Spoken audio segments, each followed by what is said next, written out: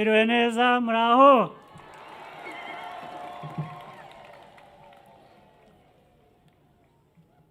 Bayobozi mu nzego zitandukanye muri hano, banyacyubahiro mwese,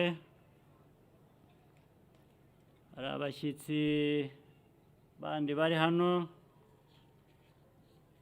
baturage ba Karama n'abandi baturutse mu tundi turere tugize umujyi wa Kigali, mwese ndabashuhuje kandi mbashimira ko mwaje kuri uyu munsi.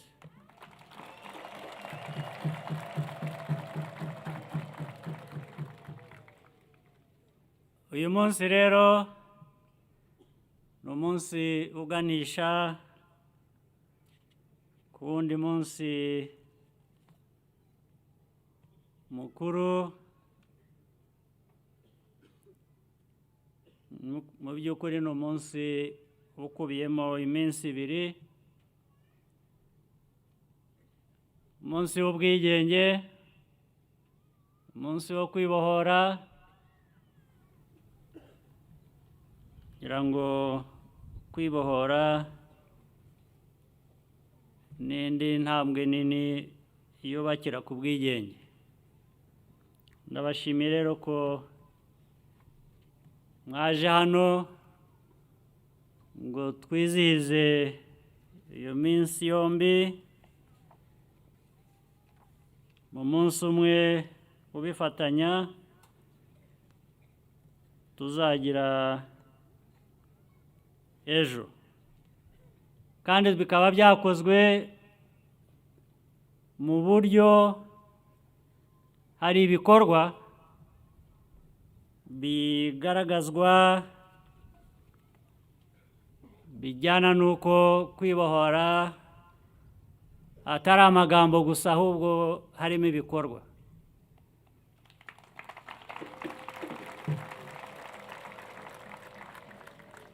Ngira ngo byasobanuwe n'abamaze kuvuga. Hari ibikorwa birimo inyubako zitandukanye, hari amashuri y'abana batoya, hari n'andi mashuri y'abana bakuze,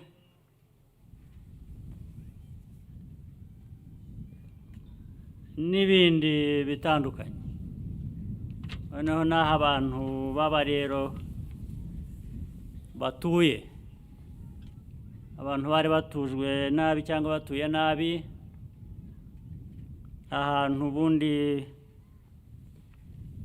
hadakwiye kuba hatuwe, ndetse ku buryo bimwe byagiye bihitana ubuzima bw'abantu cyangwa se byari kuzahitana n'ubuzima bw'abandi mu gihe kizaza. Ni ibikorwa rero byiza twabonye, nta cyajyana neza n'uwo munsi wo kwibohora ejo tuzizihiza kurusha ibi bikorwa. Ibikorwa biteza imbere imibereho myiza y'abaturage, ibikorwa by'amajyambere,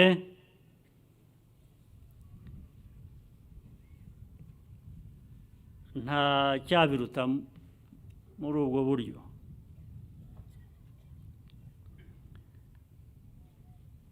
Baturage rero n'abayobozi bose bari hano, ibikorwa nk'ibi biba bidusaba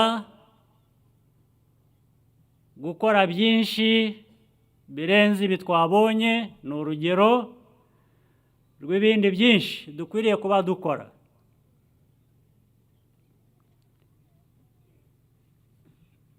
Ikindi byatanzeho urugero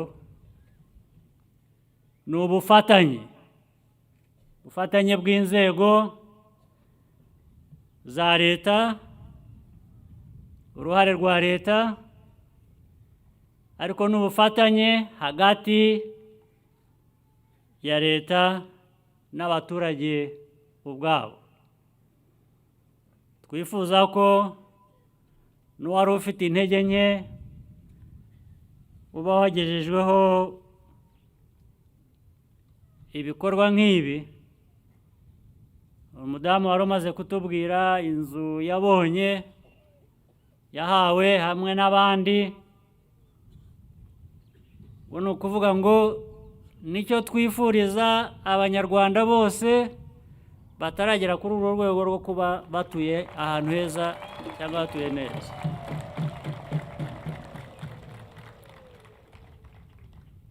Uko tugenda tugeza abanyarwanda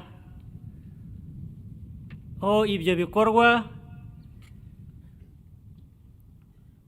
umuvuduko wabyo ujyana nanone birumvikana n'amikoro tuba dufite, ariko amikoro agenda yiyongera, kandi cyane cyane yongerwa n'ibyo abaturage ubwabo mu bushobozi bwabo buke nabo bashobora gutanga nk'umusanzu kongera kuri ibyo ngibyo. Ubwo rero harimo kubakangurira ubwanyu, uruhare rwanyu, uruhare rwa buri wese uko ashoboye kose. Urwo ruhare rurahari kandi rugomba kuhaba, bigahera ndetse nk'ababonye amacumbi meza yashimwe, birabanza bigahera ko abari muri ayo macumbi babanza bakayafata neza ubwayo. Amacumbi ntakabasenyukireho,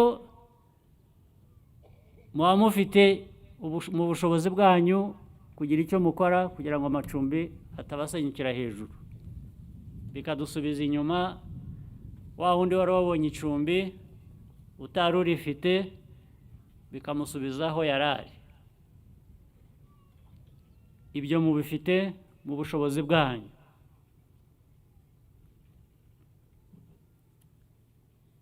Ntabwo ari ugufata neza amacumbi gusa nk'urugero natanze, namwe mukwiriye kwifata neza muri ayo macumbi. Ntabwo wafata ikindi kintu neza wowe utabanje kwiheraho, sibyo? Mbere y'uko ufata inzu neza urabanza ukifata neza, niho uhera ufata neza ibyo ufite. Harimo amazi meza, ushobora kuyakoresha kunywa ayo mazi, kuyatekesha, ntimukibagirwe no kuyakaraba, sibyo?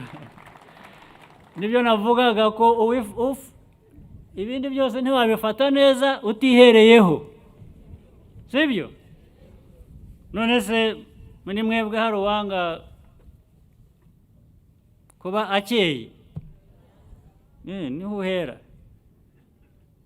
wihereho, ugire kuba ukeye, naho uri habe hakeye, n'ibyo ukoresha, n'ibyo ufungura biba bifite iyo suku.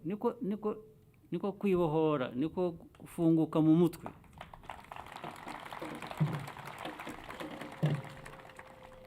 Kuko icyo gihe uba wumva ko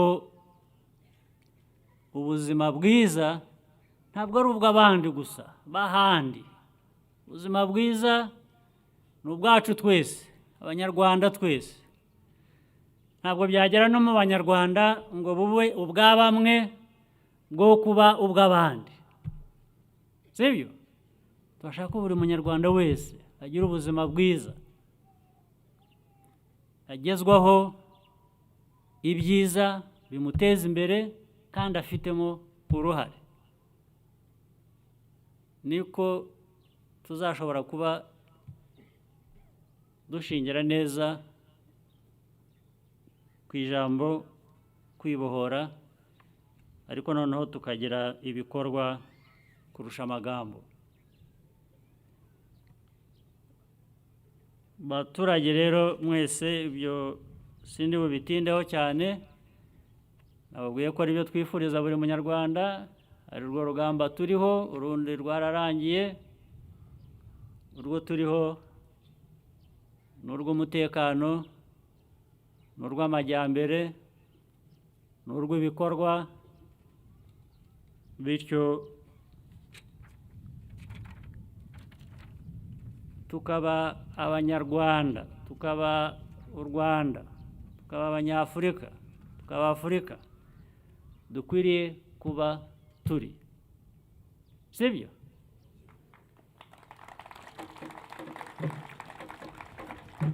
Abenshi hano ntimwemera Imana, sibyo? None se mwibwira ko Imana yaremye isi ikarema abantu, ariko u Rwanda na Afurika ikabiremera guhora biri aho biganya, bisabiriza, bikennye? Mwibwira ko ariko byabaye? Mwibwira ko u Rwanda, mwibwira ko Imana yaremye ibyo bice by'isi bivuze ngo bimwe bizamera neza ibindi bimere nabi? Ngiye mu nyigisho zanjye zo kwemera Imana ibyo ntabwo birimo rwose.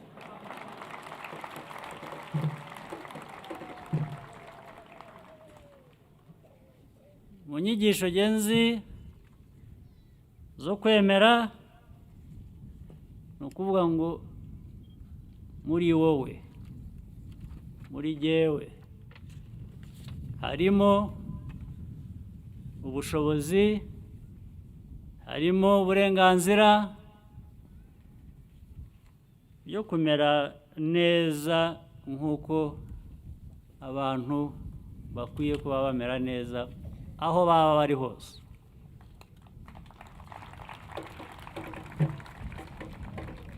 Ariko rero iby'ahandi aho hariho hose, aho njyayo nahereye iwacu kwanza. Njye mpera hano iwacu niho reka tubanze dukemure ibibazo byacu, ibindi bizaba biza hanyuma. Ibindi nabyo biza mu bufatanye, dufatanya n'abandi nabo kugira ngo bamere neza nk'uko natwe twamera neza nk'uko tubyifuza, ariko duhera hano iwacu. Nibwo butumwa nabahaga, ibyo nagira ngo